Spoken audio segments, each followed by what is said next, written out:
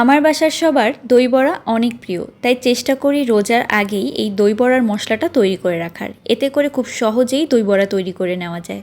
প্রথমে এখানে 2 টেবিল চামচ পরিমাণে ধনিয়া, 2 টেবিল চামচ পরিমাণে জিরা, 1 টেবিল চামচ পরিমাণে গোলমরিচ আর তার সাথে 8-10টার মতো শুকনা মরিচ শুকনো খোলায় একদম ভালো করে ভেজে নিতে হবে। এখন এই মশলাটাকে প্রথমে গুঁড়া করে নিতে হবে, আর তারপরে আমি আরও কিছু মশলা এখানে অ্যাড করব। তো মশলাটাকে কিন্তু একটু আধা ভাঙা করে গুঁড়া করে নিতে হবে, একদম মিহি করা যাবে না।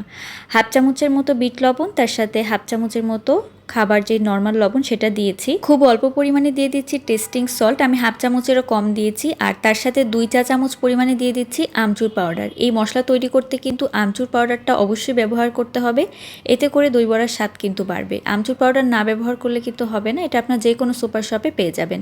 ভালো করে মিশিয়ে নিয়ে একটা কাচের বয়মে ভরে রেখে দিচ্ছি। আর এটা পুরো রমজান মাস জুড়ে ভালো থাকবে। যখনই দই বড়া বানাতে ইচ্ছা হবে জাস্ট ঝটপট করে এই মশলাটা দিয়ে দই বড়া তৈরি করতে পারবেন।